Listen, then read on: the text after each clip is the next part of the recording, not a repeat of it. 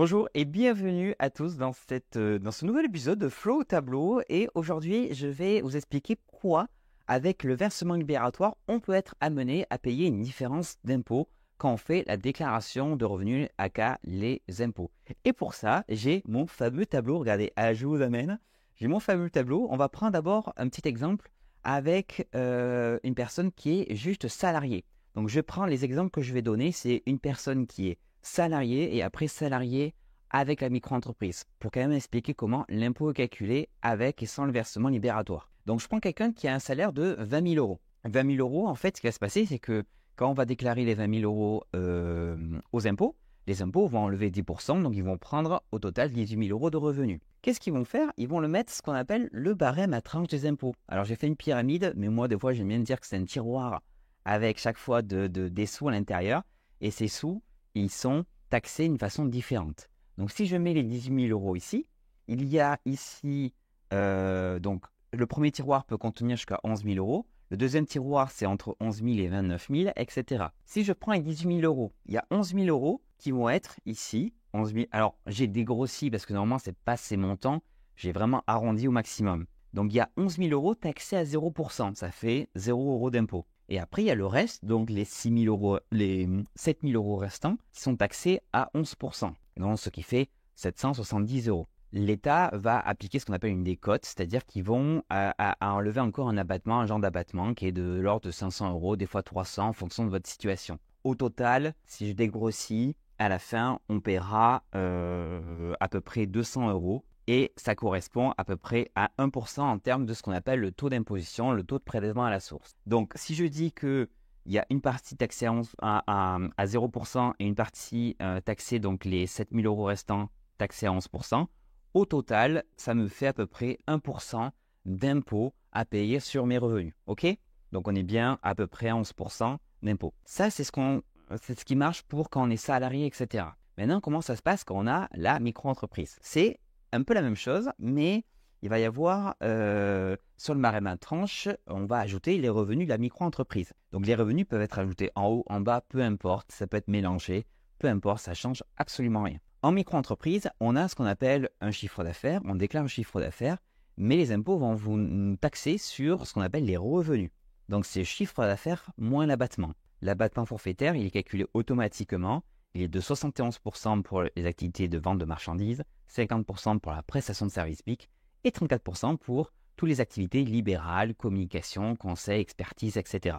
Donc des prestations de services BNC. Je vais prendre le cas de quelqu'un qui travaille dans la communication et qui fait 20 000 euros de chiffre d'affaires. Quand cette personne va déclarer ça aux impôts, les impôts vont dire « Ok, nous on enlève 34%, donc au total, vous avez gagné 13 200 euros de revenus. » Les 13 200 euros, ils vont être ajoutés ici. Donc, comment ça marche? Qu'est-ce qui va se passer?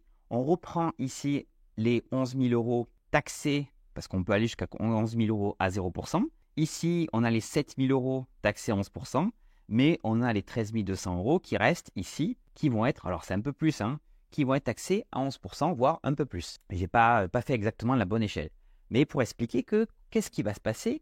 Le taux d'imposition là, qui va être là, va évoluer. Parce que si on prend un pourcentage de ça, un pourcentage de ça, au total, à la fin, on arrive à un taux d'imposition de 6,7%. Donc ça, c'est ce qui va se passer. On va être taxé à 6,7% sur l'ensemble de nos revenus. Et c'est comme ça qu'est calculé en gros le taux d'imposition que vous voyez sur l'espace particulier impôt.gouv.fr. Et c'est là, on se pose la question, oui, mais moi j'ai le versement libératoire, donc moi je ne vais pas trop payer des impôts alors que j'ai déjà payé à l'URSSAF à hauteur de 1%, 1,7% ou 2,2%. Eh bien, qu'est-ce qui va se passer? C'est que pendant toute l'année où vous avez eu le versement libératoire, les impôts, ils n'étaient pas au courant du chiffre d'affaires que vous avez fait en micro-entreprise. Donc, pendant toute l'année dernière, ils vous ont taxé vos salaires, vos revenus, autres que micro, à hauteur de 1%. Parce qu'eux, ils ne savaient pas que vous aviez une micro-entreprise, vous ne saviez pas le chiffre d'affaires exact que vous faisiez. Quand vous avez fait votre déclaration d'impôt là, cette année, pour dire les revenus que vous avez fait l'année dernière, les impôts vont dire « Ah, nous, on va ajouter ça. »